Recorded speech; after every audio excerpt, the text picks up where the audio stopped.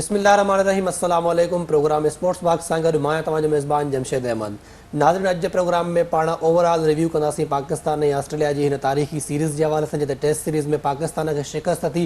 टिनि टेस्ट मैचनि जी इहा सीरीज़ हुई, जंहिंमें हिक जे मुक़ाबले में ॿ जेके टेस्ट मैच आहिनि उहे ड्रा थियूं ऐं ऑस्ट्रेलिया टेस्ट सीरीज़ पंहिंजे नाले कई। उनखां अलावा जेका वनडे सीरीज़ थी, उन वनडे सीरीज़ में पाकिस्तान 2-1 तां शिकस्त ॾिनी ऑस्ट्रेलिया खे। सुभाणे जेका आहे उहा T20 मैच खेॾी वेंदी। हिन दौरे जी हीअ आख़िरी मैच हूंदी T20। उन हवाले सां ओवरऑल पाकिस्तान सीरीज़ में जीअं चइजे क्या खोया क्या पाया, उन हवाले सां पाण ॻाल्हि ॿोल कंदासीं। हिन ते ॻाल्हि ॿोल करण लाइ असांखे हिन वक़्तु स्टूडियो में जॉइन कयो आहे स्पोर्ट्स एनालिस्ट आहिनि फरहान फरीद साहब, ऐं उन्हनि सां गॾु असां जॉइन कयो आहे स्पोर्ट्स एनालिस्ट आहिनि अमरुल्लाह सियालवी साहब। सर, आप दोनों का बहुत शुक्रिया प्रोग्राम में वक्त देने के लिए। जिन्हें तो असांखे टेलीफोन लाइन पे ज्वाइन किया है सीनियर स्पोर्ट्स एनालिस्ट आहिनि मुनीरुल हक साहब। सर, आपका भी बहुत शुक्रिया प्रोग्राम में वक्त देने के लिए। फरहान साहब, आपसे शुरू करेंगे। कैसे देख रहे हैं पाकिस्तान ऑस्ट्रेलिया की ये तारीखी सीरीज़? इसमें पाकिस्तान ने क्या खोया क्या पाया, अगर हम बात करें तो कैसे देख रहे हैं ओवरऑल? 98 के बाद ये सीरीज़ जो थी हमारे लिए बड़ी इम्तहान थी, क्योंकि इस सीरीज़ को अच्छी तरीके से सबसे पहले ऑर्गेनाइज़ करना ही हमारी सबसे पहले जिम्मेदारी थी, जो कि बड़ी अच्छी और बिल्कुल ही शानदार तरीके से ऑर्गेनाइज़ किया। जहाँ तक हमारी परफॉर्मेंस का ताल्लुक है, सबसे पहले हम टेस्ट मैच में आते हैं। अनफॉर्चुनेटली हम थोड़ा सा स्लो खेले, क्योंकि जिस रन रेट पे हमें बैटिंग करनी चाहिए थी उस रन रेट पे हमने नहीं किया, जिसकी वजह से हम वो टेस्ट मैच को विनिंग पोजीशन में लेके जाके, लेकिन वो मैच आखिर में ड्रॉ हो गया। लेकिन उस मैच की खास बात ये थी कि इमामुल हक ने दोनों इनिंग में सेंचुरी बनाई, और हमारे ओपनिंग बैट्समैन जिन्होंने बड़े अच्छी परफॉर्म किया। अब्दुल्ला शफीक, जो कि बहुत ही शानदार टैलेंटेड ओपनिंग बैट्समैन है। सीरीज़ को जीतना चाहिए था, कम से कम ड्रॉ तो करना चाहिए था। सर, क्या कहेंगे इस तारीखी टूर के हवाले से? जी माशाल्लाह, पाकिस्तान गवर्नमेंट ने और पीसीबी ने जो ये ऑर्गेनाइज़ किया इवेंट बहुत अच्छे अंदाज से और बहुत ही पॉजिटिव वे में ये पूरी दुनिया के सामने गया कि पाकिस्तान एक पीसफुल कंट्री है। तो उसमें जो हमारी टेस्ट सीरीज़ थी वही बहुत अच्छे अंदाज से ऑर्गेनाइज हुई, और इसके बाद जो वनडे सीरीज़ हुई, पाकिस्तान ने पहला वनडे हारने के बाद जो कमबैक किया, जो आप बाबर आजम ने जो मुसलसल 2 सेंचुरीज़ मारी, इसी तरह इमामुल हक ने भी बहुत ज़बरदस्त बैटिंग की और बहुत ही अच्छे अंदाज से पाकिस्तान को ये सीरीज़ विन करवाई। मुनीर साहब, क्या कहेंगे? आपके पास हमेशा कुछ स्टेट्स होते हैं ज़बरदस्त, आज भी यकीनन आपके पास कुछ ना कुछ होंगे। इस ओवरऑल जो टूर रहा, इसके हवाले से क्या कहेंगे? टेस्ट सीरीज में तो हमने कुछ पाया नहीं, बल्कि खोया ज्यादा है। और होम सीरीज हमें जीतनी चाहिए थी, एटलीस्ट ड्रॉ करनी चाहिए थी। वनडे सीरीज में क्या खोया क्या पाया, पहले मैच में तो हमने खो दिया था, लेकिन रिमार्केबल कमबैक अपने 2 मैचों में हुआ है और उसकी वहाँ तारीफ करनी पड़ेगी। इमामुल हक भी बहुत अच्छा खेले, बाबर आजम भी बहुत अच्छे खेले, ओवरऑल टीम भी आपकी अच्छी खेली। और जो फायदा हमें उठाना चाहिए था, जो उनकी कमजोर टीम थी, क्योंकि मेन प्लेन के नहीं थे इसमें, तो उसका पैरेलल में फायदा हुआ और दोनों मैच जीतकर 30 साल के बाद आपने वनडे सीरीज जीती। तो ये कहा जाएगा कि टेस्ट सीरीज में तो हमने कुछ नहीं पाया, लेकिन वनडे सीरीज में जीतकर हमने 20 साल के बाद एक बड़ी खुशी हासिल की। वनडे सीरीज में कामयाबी तो हासिल की, लेकिन अगर देखा जाए तो उनके कुछ प्लेयर्स जैसे एस्टन अगर हो गए, मिचेल मार्श थे, या फिर अगर हम देखें केन रिचर्डसन, उससे पहले वो टीम से अलग हो गए थे। उसके अलावा स्टीवन स्मिथ, तो काफ़ी बहुत सारी इंजरीज भी थी। उसके बावजूद भी उन्होंने ज़रूर मुकाबला ज़रूर किया और 2-1 से हमने सीरीज़ में कामयाबी हासिल की। यहाँ के हमें 3-0 से भी हम जीत सकते थे। क्या कहेंगे, अगर ये प्लेयर्स होते तो क्या फिर भी पाकिस्तान इसी तरीके से खेलता? नहीं, देखिए, बिल्कुल आपने सही कहा, 3-0 से जीत सकते थे, लेकिन ऑस्ट्रेलिया की टीम सामने थी ना। ऑस्ट्रेलिया के पास 3-4 प्लेयर तो खैर बहुत अच्छे थे, इसके बावजूद कि उनकी टीम वो नहीं थी। लेकिन जो पाकिस्तान के लिए एक अच्छी चीज रही वो रही कि उनके जो कप्तान है एरन फिंच, जो बहुत बड़ा नाम है शॉर्टर फॉर्मेट के क्रिकेट में, ऑस्ट्रेलिया के कप्तान भी हैं, तो वो बुरी तरह नाकाम हो गए। 2 मैचों में तो 0 पर आउट हुए, 1 मैच में वो 23 रन बना सके थे। तो वो जो एडवांटेज थी, उनके पास और इतने सीनियर प्लेयर है नहीं। जितने भी प्लेयर थे अब किया वो सब अच्छे अपकमिंग है, प्रॉमिसिंग है, लेकिन बहुत ज्यादा तजुर्बा उनका नहीं है। किसी ने 15 मैच खेले, किसी ने 20 मैच खेले। फिर बॉलिंग उनकी बहुत ज्यादा कमजोर थी। हमने देखा कि नेथन एलिस से उन्होंने डेब्यू कराया, और शॉन एबर्ट जो उनके बहुत पुराने बॉलर है, 2014 में पाकिस्तान के खिलाफ उन्होंने अपने डेब्यू किया था। वो भी हार्डली अभी तक 2 या 3 ही वनडे खेल सके थे, शायद 14 वनडे उन्होंने खेला था। तो ये चीज का पाकिस्तान को फायदा मिला है, और पाकिस्तान को ये सीरीज 3-0 बिल्कुल आपने सही कहा जीतना चाहिए थी, लेकिन चूंकि टेस्ट मैच आपकी टीम हार गई थी तो मोरल इतना अप नहीं था, और जो टारगेट आप लेने गए थे उसके जवाब में आपकी बैटिंग भी इतनी अच्छी नहीं रही, क्योंकि एकदम से हमने देखा कि मिडिल ऑर्डर क्लैश हो गया आपका। जब तक इमाम खेल रहे थे, बाबर खेल रहे थे, चीजें सही चल रही थी, लेकिन जैसे ही बाबर आउट हुए आपने देखा कि एकदम से लाइन लग गई, जो पाकिस्तानी टीम में अक्सर हो जाता है हमारी बैटिंग ट्रैप। वो चीज हमें दूसरे मैच में और तीसरे मैच में नजर नहीं आई जब हमने पाकिस्तान ने मैच जीत लिया। तो बिल्कुल आपका कहना सही है, 3-0 आपको जीतना चाहिए था, लेकिन टेस्ट सीरीज भी आपको हारनी नहीं चाहिए थे, एटलीस्ट ड्रॉ करते, क्योंकि वर्ल्ड टेस्ट चैंपियनशिप के बड़े कीमती पॉइंट हमने जाया कर दिए। क्योंकि ऑस्ट्रेलिया की टीम भी अच्छी टीम है, लेकिन अपने होम ग्राउंड पर आप उसको हरा सकते थे। सर 1 बाय 1 अगर हम बात करें पाकिस्तानी प्लेयर्स की परफॉर्मेंस के हवाले से, तो जो हमारे ओपनर थे इमाम उल हक, उन पर काफ़ी तनकीद हो रही थी कि वो पर्ची भी उनको कहा जाता है। क्या कहेंगे इमाम उल हक ने जिस तरीके से अपने जवाब दिया है अपने बल्ले से, तो ओवरऑल क्या कहेंगे इमाम उल हक की परफॉर्मेंस के हवाले से? और इसी से जुड़ा एक और सवाल कि क्या अगर इमाम उल हक सेना कंट्रीज में खेले, पाकिस्तान एशिया से कहीं बाहर निकले, क्या वहां पर भी वो इसी परफॉर्मेंस को कंटिन्यू कर सकेंगे? इमाम उल हक के बारे में आपको बताऊं कि आज फॉर्मेट जो इंटरनेशनल है उसमें से एक फॉर्मेट वनडे इंटरनेशनल के तो वो बहुत अच्छे खिलाड़ी हैं। अगर वनडे इंटरनेशनल में आप उनकी कारकर्दगी देखें, 9 सेंचुरी वो बना चुके हैं, और वनडे फॉर्मेट के तो उसमें किसी को तकलीफ करना या उनको पर्ची कहना, उन्होंने तो बिल्कुल इसको गलत साबित कर दिया है। ठीक है, इमाम उल हक से खिलाड़ी है, खिलाड़ी होना कोई आपका नेगेटिव या पॉजिटिव पॉइंट नहीं होना चाहिए। वनडे में आप उनकी परफॉर्मेंस देखिए, थ्रू आउट को बहुत अच्छी परफॉर्मेंस देते हैं, तकरीबन रन बॉल से खेल लेते हैं, जो वनडे का बहुत अच्छा होता है। हाँ, दीगर फॉर्मेट में T20 में तो खैर उनको इतना नहीं खिलाया जाता है, लेकिन टेस्ट में अभी उनको प्रूव करना है, इसलिए कि बाहर गैर मुल्क की सरजमीन पर जब तक वो अच्छा नहीं खेलेंगे, जब तक हम ये नहीं कह सकते कि वो बहुत अच्छे प्लेयर। लेकिन वनडे में मैं बिल्कुल फॉर्मूला ये कह सकता हूँ कि वनडे के बहुत अच्छे प्लेयर हैं और बहुत जरूरत है अभी पाकिस्तान टीम की, और आगे वनडे में ये और पाकिस्तान के लिए बेहतर कर सकेंगे। फरीद साहब की तरफ चलेंगे। सर, जैसे मैंने सर से सवाल किया कि यही हमारे प्लेयर्स जो यहाँ पर परफॉर्म कर रहे हैं, क्या वो बाहर जाकर सेना कंट्रीज में भी इसी तरीके से परफॉर्म कर सकेंगे? जी, इमाम उल हक ने प्रूफ किया है। आपको याद होगा आखिरी वर्ल्ड कप जो इंग्लैंड में खेला गया था, उसमें इमाम उल हक ने बड़ी अच्छी परफॉर्म की थी, 2 सेंचुरी भी बनाई थी। और उसके अलावा बाबर आजम भी बाहर बड़ी अच्छी परफॉर्म कर चुके हैं। न्यूजीलैंड के खिलाफ भी वो सेंचुरी हर एक को याद होगी, जब पाकिस्तान को मैच जीतना भी जरूर था और बाबर आजम ने ऐसे मौके पर सेंचुरी बना के पाकिस्तान को फतेयाब किया। जो आपका ये सवाल था कि हम अगर दूसरी कंट्री में हमारे लोगों की परफॉर्मेंस की, तो मैं नहीं समझता कि कोई ज़्यादा कोई खास फर्क पड़ता है। सर, पाकिस्तान को जो बाबर आजम मिले हैं, क्या माजी में कोई ऐसे आपके जहन में है प्लेयर जो इतने कंसिस्टेंट हो पाकिस्तान के लिए जितना बाबर आजम इस बार हमें मिल गए हैं? बिल्कुल, बाबर आजम ने तो यकीन माने पाकिस्तान की हिस्ट्री को तब्दील किया है। जिस तरीके से कंसिस्टेंसी से उन्होंने बैटिंग की, और इनका मवाजना किया जा रहा था विराट कोहली के, जो कि इंडिया के प्लेयर हैं, तो विराट कोहली के भी इन्होंने रिकॉर्ड्स ब्रेक किए हैं।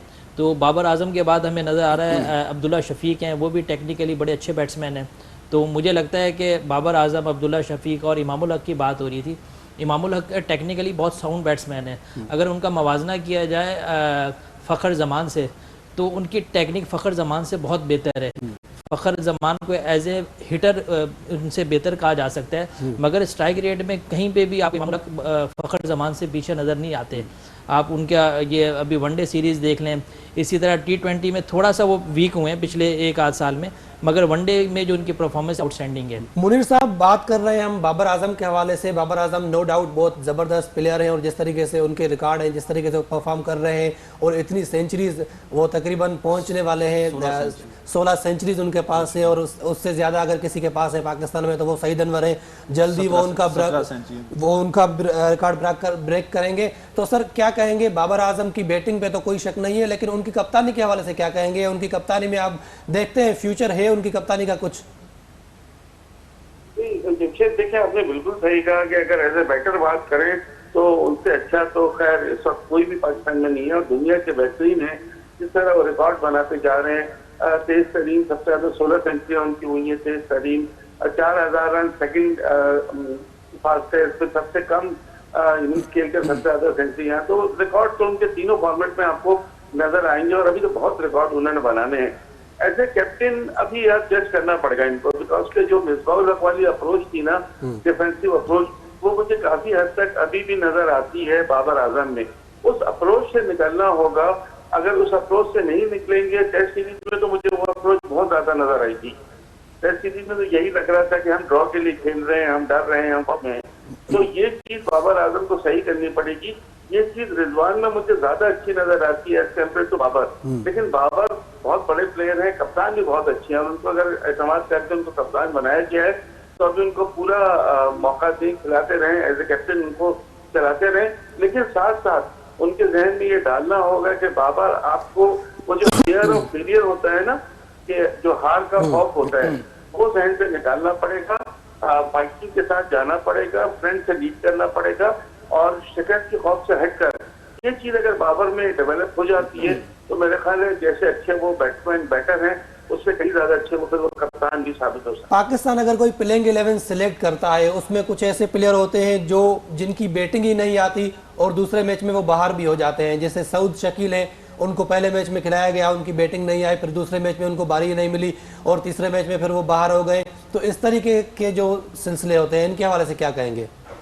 देखिए सऊद शकील मैं आपको बताऊं बहुत टैलेंटेड प्लेयर हैं और ये डोमेस्टिक में लगातार कई साल परफॉर्मेंस देने के बाद टीम में आए हैं।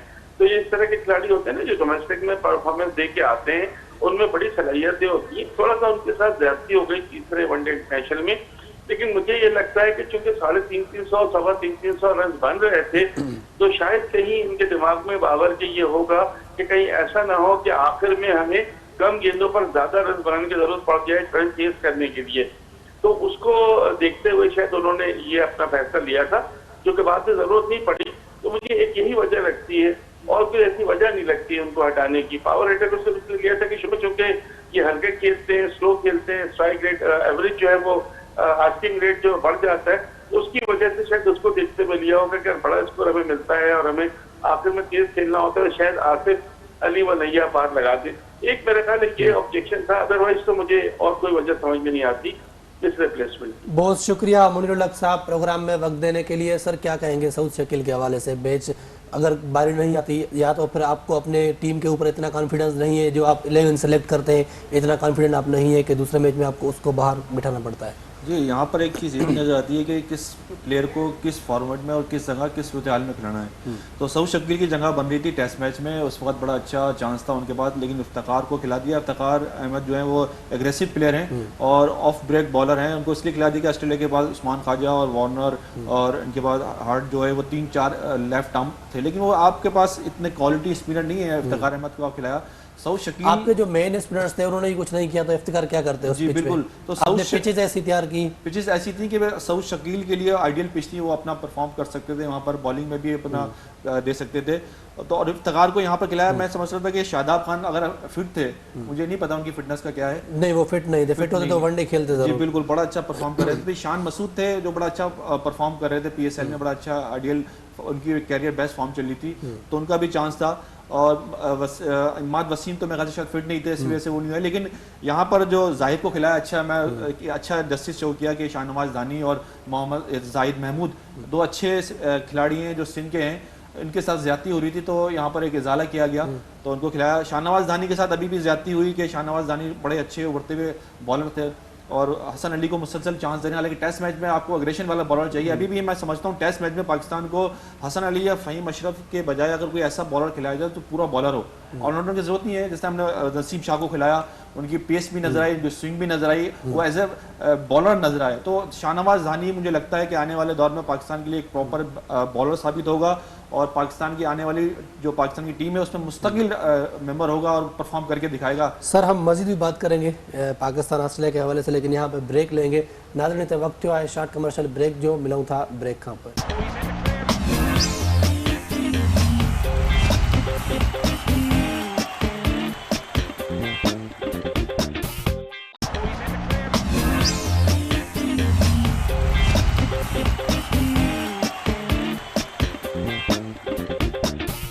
वेलकम बैक नाज़रीन, प्रोग्राम जे सिलसिले के अॻिते वधायूं था। हिन वक़्तु असांखे टेलीफोन लाइन ते जॉइन कयो आहे सीनियर स्पोर्ट्स जर्नलिस्ट आहिनि रियाज़ुद्दीन साहब। रियाज साहब बहुत शुक्रिया प्रोग्राम में वक्त देने के लिए। सर हम बात कर रहे थे पाकिस्तान और ऑस्ट्रेलिया की सीरीज़ के हवाले से, क्या कहेंगे ओवरऑल क्विकली पाकिस्तान ऑस्ट्रेलिया की सीरीज़ के हवाले से बात करें, उसके बाद हम और भी मज़ीद बातें उन पर बात करेंगे। कैसे देखा हमने, क्या खोया क्या पाया पाकिस्तान और ऑस्ट्रेलिया की सीरीज़ में? देखिए सबसे पहले तो मैं ये कहूँगा कि अल्लाह ताला का बड़ा शुक्र है, उसका करम है कि ऑस्ट्रेलिया की टीम जो कि 24 साल के बाद पाकिस्तान आई थी, वो सीरीज जो है अब अल्लाह के फजल करम से कामयाबी के साथ इख्तिताम पजीर हो रही है। और इस सीरीज के कामयाबी के साथ इख्तिताम पजीर होने के बाद जो है अब आपकी दुनिया क्रिकेट की जो दरवाजे हैं इंटरनेशनल क्रिकेट, वो पाकिस्तान में इंशाअल्लाह ताला खुल गई और जाहिर है दूसरी भी टीमें आएंगी। वो के इब्तिदा में मतलब जो हमारी विकेटों पे क्रिटिसिज्म हुआ था जब टेस्ट सीरीज शुरू हुई थी, लेकिन बहरहाल फिर ये कि अल्लाह का शुक्र है कि वो जो है वो भी मतलब सीरीज जो है वो नतीजा तेज साबित हुई। फिर वनडे सीरीज में पाकिस्तान ने कमाल कर दिया जब पाकिस्तान ने 2-1 से सीरीज जीती। तो 248 रन का पाकिस्तान ने जो है टारगेट अचीव किया। तो ये मैं समझता हूँ कि ये हिस्ट्री क्रिएट की और 20 साल के बाद पाकिस्तान की टीम सीरीज जीतने में कामयाब रही ऑस्ट्रेलिया के खिलाफ। तो मैं ये समझता हूँ कि मजमूई तौर पर अच्छी सीरीज थी और अब एक और सिर्फ T20 रह गया, तो उसमें भी उम्मीद यही है कि जिस तरह से अगर आप मजमूई तौर पर आप देखेंगे 24 T20 मैचेस में पाकिस्तान में 12 जीते, 10 जो है वो ऑस्ट्रेलियन जीते, एक टाई हुआ था और एक नतीजा रहा था।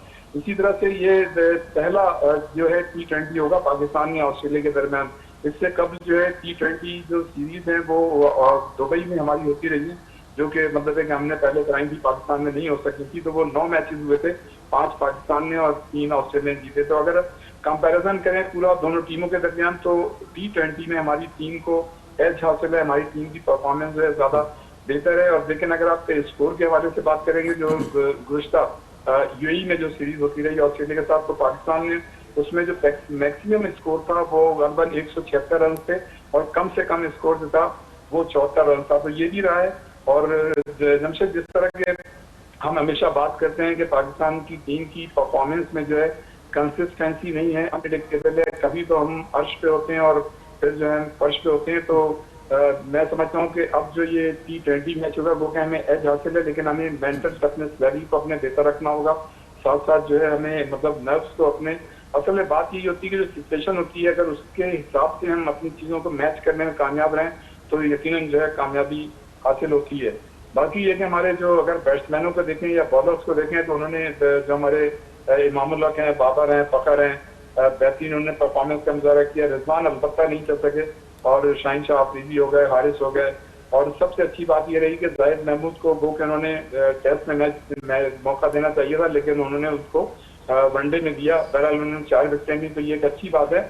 मजबूरी तौर पे हम ये समझते हैं कि जो पाकिस्तान की प्रोडक्ट थी, जो कि मतलब इंटरनेशनल क्रिकेट में PSL के जरिए जो हमारा सॉफ्ट इमेज दिया था, तो उस सीरीज के जरिए हमने इस प्रोडक्ट को, मैं समझता हूँ शुरू में तो लग रहा था कि हम किस तरह से इसको नहीं इंटरनेशनली उसको दे पा रहे हैं, लेकिन अब ऐसा लगता है कि हमने इस प्रोडक्ट को निस्बतन बेहतर तरीके से बेचने में कामयाबी हासिल की है।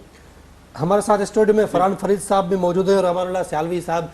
सर, कैसे देख रहे हैं पाकिस्तान की जानब से? हम देखते हैं कि जिस तरीके से शाहीन शाह अफरीदी पहला ओवर करते हैं तो हमेशा पहले या दूसरे ओवर में वो विकेट ज़रूर लेते हैं। हालांकि वो एंड के ओवर अगर देखें तो वहाँ पे एक थोड़े से एक्सपेंसिव होते हैं, लेकिन जो शुरू का ओवर होता है तो ये जो कॉम्बिनेशन है इसको आप कैसे देखते हैं? क्योंकि बैट्समैन तो हमारे बाबर परफॉर्म कर रहे हैं, रिजवान परफॉर्म कर रहे हैं, इमाम ने परफॉर्म कर दिया, लेकिन बॉलिंग में जो ब्रेक थ्रू चाहिए होता है, अर्ली ब्रेक थ्रू, जिस तरीके से उनके एक ओपनर थे जो मुसलसल कंटिन्यू रन कर रहे थे, आपने तीसरे वनडे में आके पहली गेंद पे उसको आउट कर दिया, तो ये एक अच्छा साइन है पाकिस्तान के लिए। बिल्कुल आप बजा फरमा रहे हैं जमशेद भाई। जो शाहीन शाह अफरीदी, इनके साथ शाह नवाज धानी की भी जो है ना एडिशन करनी चाहिए, क्योंकि इनको टेस्ट मैचेस में भी चांस नहीं दिया और वनडे में भी इनको चांस नहीं दिया। तो मेरे ख्याल में हसन अली से कई गुना बेहतर इस वक्त फॉर्म में शाह नवाज धानी। उन्होंने PSL में भी परफॉर्म किया और उसमें भी मेरे ख्याल में सेकंड हाईएस्ट टेकर बॉलर थे। तो शाहीन शाह अफरीदी की स्विंग जो है उसका एडवांटेज मिलेगा इंशाल्लाह पाकिस्तान को, साथ में शाह नवाज धानी का होना ज़रूरी है इसमें।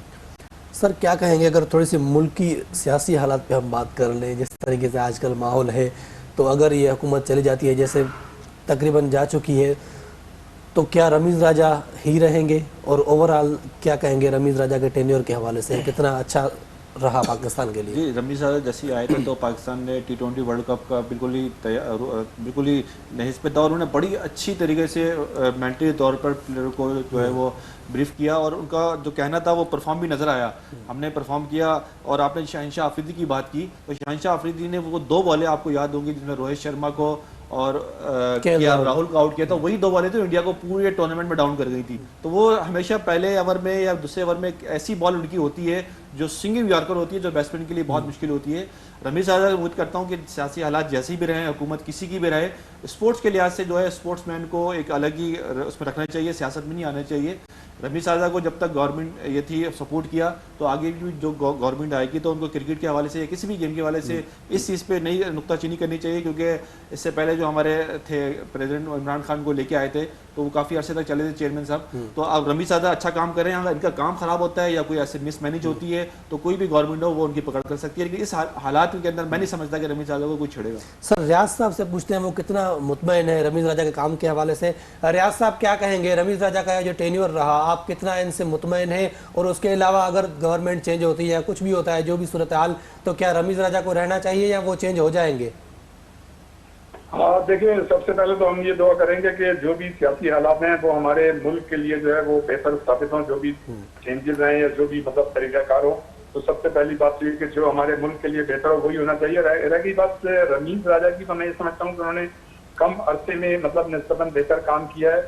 और हालांकि आप ये देखें कि शुरू में जब वो आए थे तो उनको काफी स्ट्रगल करनी पड़ी थी, इसलिए कि उनको पैदल से मतलब एक मुश्किलात का सामना करना पड़ा था। जब यहाँ पर न्यूजीलैंड की टीम आगे चली गई और फिर इंग्लैंड की वो टीम नहीं आई जिसको हमने क्राइसिस में सपोर्ट किया, और कोविड जब मुंह चढ़ के गुजरा था और लोग उससे काफी खौफ में थे, तब पाकिस्तान की टीम ने वहां दौरा किया था और उनके जो फंड्स एक तरह से फंड रेजिंग थी और उनके फंड में इजाफा किया था। तो बहरहाल वो तो एक अलग बात थी, तो मुश्किल का सामना करना पड़ा, लेकिन उन्होंने कम अर्से में बेहतरीन परफॉर्मेंस दी। क्योंकि उनका फोकस ये था कि वो विकेटों को बेहतर करेंगे, लेकिन जाहिर है इसके विकेटों के लिए भी टाइम लगता है। फिर उन्होंने प्लान किया कि यहाँ पे ड्रॉप पिचेस लेके आए, अब उसमें भी तासीर हो रही है। लेकिन मैं ये समझता हूँ जिस तरह से उन्होंने PSL का इनेकाद किया और पहली मरतबा 7 साल में पहली मरतबा जो फ्रेंचाइज हैं वो बहुत ज्यादा खुश थी कि उनको जो है बड़ा फायदा हासिल हुआ। खासतौर से वो फ्रेंचाइज जो पहले नुकसान में जाती थी, उनको बहुत तकलीफ नुकसान का सामना करना पड़ता था, उनको भी इस दफे काफी पैसा मिला। तो मैं ये समझता हूँ कि ये एक उनका जो है बड़ा अच्छा इक़दाम था कि बड़ा फ्रेंडली वो लेके चले फ्रेंचाइज को। इससे पहले तो PSL में हालात ये हो गए थे कि फ्रेंचाइज जो थी वो अदालत में चली गई थी।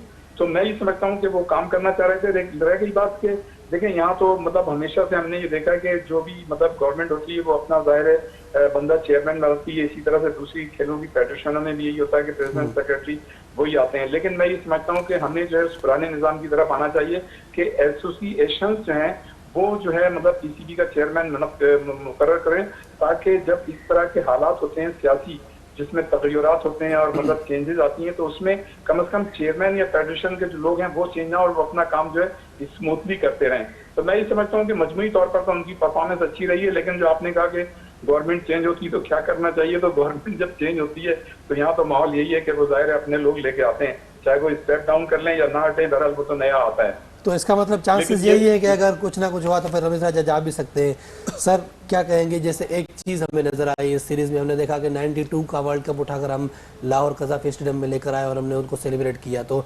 इतने सालों बाद भी हम वो उसी विक्ट्री को सेलिब्रेट कर रहे हैं जो 92 में हमने हासिल की थी। उसके बाद कुछ भी क्या कुछ नया देने को नहीं है कि ऑस्ट्रेलिया अगर अपने 5 या 6 जो भी T20 वर्ल्ड कप मिला के वो सेलिब्रेट करना शुरू कर दे तो फिर हमारा क्या होगा? तो क्या हम उसको ही याद करते खेलते रहेंगे या फिर ऑस्ट्रेलिया की तरह इतने सालों बाद पाकिस्तान में आके और पाकिस्तान को 15 दिन में टेस्ट सीरीज में शिकस्त देकर हम घर चले जाएंगे और हम जो है वो अपना 92 का वर्ल्ड कप दिखा के लोगों को बेवकूफ़ बनाते रहेंगे? जी बिल्कुल, हमें सीरीज़ बाय सीरीज़ अपना देखना चाहिए कि हर सीरीज़ हमारी वो सीरीज़ होनी चाहिए जिसमें हम ये ना बोलें कि ये हमारी सीरीज़ हो रही है, हम अगले वर्ल्ड कप की तैयारी कर रहे हैं, फिर उस वर्ल्ड कप के आने के बाद हम T20 वर्ल्ड कप की तैयारी कर रहे हैं, फिर उसके बाद हम ICC चैंपियन ट्रॉफी की तैयारी कर रहे हैं। ये चीज़ें जो है हॉकी में हुआ करती थी कि एक ओलंपिक हारने के बाद वर्ल्ड कप की तैयारी, वर्ल्ड कप हारने के बाद फिर चैंपियन ट्रॉफी की तैयारी, चैंपियन ट्रॉफी हारने के बाद फिर ओलंपिक की तैयारी। ये इस तरह नहीं होता, आप सीरीज़ बाय सीरीज़ खेलें, ये सीरीज़ हमारे टारगेट है, इस सीरीज़ को हमें जीतना है। ICC वर्ल्ड कप देखा हमने, बड़ा अच्छा परफॉर्म किया, देखे हमने हारने के बाद भी लोगों को खुशामदीद कहा और उनको अच्छा अवार्ड्स दिए और उनकी तारीफें की क्योंकि आपने पॉजिटिव क्रिकेट खेली थी। हम ऑस्ट्रेलिया से अनफॉर्चुनेटली सेमीफाइनल वो एक शहनशाह अफरीदी का खराब ओवर की वजह से हम हार गए, लेकिन ओवरऑल वही शहनशाह अफरीदी है जिन्होंने इंडिया के खिलाफ हमें जितवाया था, तो हमने उनको सर पर उठा के रखा। इसी तरह आपने ऑस्ट्रेलिया के खिलाफ अच्छा परफॉर्म किया, पहले मैच में आपने बिल्कुल ही नेगेटिव क्रिकेट खेली, उसके बाद आपने जब अच्छी क्रिकेट खेली तो हमने आपकी तारीफें की, आपको उठाया। तो आप अच्छी क्रिकेट खेलेंगे तो यकीन तौर पर कोई आपको बुरा नहीं बोलेगा। जब आप स्लो क्रिकेट खेलेंगे, नेगेटिव क्रिकेट खेलेंगे और टुक टुक खेलेंगे तो फिर आपको टुक टुक का खिताब मिलेगा। जब एग्रेसिव क्रिकेट खेलेंगे तो ऑस्ट्रेलिया ने पाकिस्तान को 350 रन का टारगेट देके साबित किया कि वो फैसला करना चाह रही थी। अगर पाकिस्तान की टीम होती या इंडिया की टीम होती या कोई और टीम होती तो मैं नहीं समझता था कि ऐसे मौके पे जी कोई भी ऐसा रिस्क लेता। तो इसी तरह की हमें मेंटली तौर पर हार से हटकर अच्छी क्रिकेट खेलना चाहिए और वही हमारी जीत की अलामत होगी। सर क्या कहेंगे ओवरऑल जी माशाल्लाह, अभी तो बस अभी तैयारी है T20 मैच देखने की। उम्मीद यही है पाकिस्तान अच्छा खेलेगा और शाहनवाज धानी के साथ जाएंगे, बजाय इसके कि हसन अली को चांस दें, इनको शाहनवाज धानी को चांस देना चाहिए और इंशाल्लाह ये मैच विनर साबित होंगे। रियाज साहब, कल जो आखिरी T20 मैच है उसके हवाले से क्या कहेंगे? जो वाहिद T20 मैच है और इस टूर का आखिरी मैच है, क्या कहेंगे?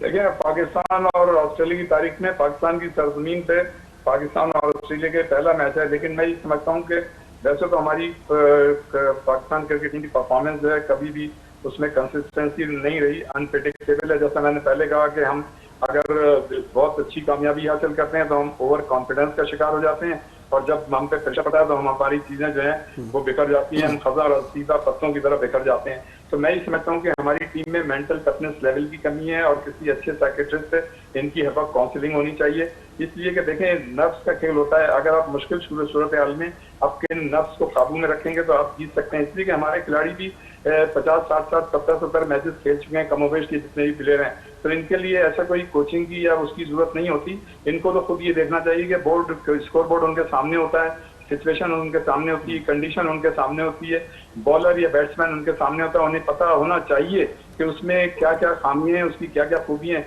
उसी तरह से उसको रिस्पॉन्ड करना चाहिए। लेकिन मैं ये समझता हूँ मजमूई तौर पर मैं यहाँ बात जरूर कहूँगा कि हमें जो है अब हर फॉर्मेट का अलग अलग कप्तान होना चाहिए, और रिजवान को जो है इनको चाहिए कि T20 का कप्तान बनाए।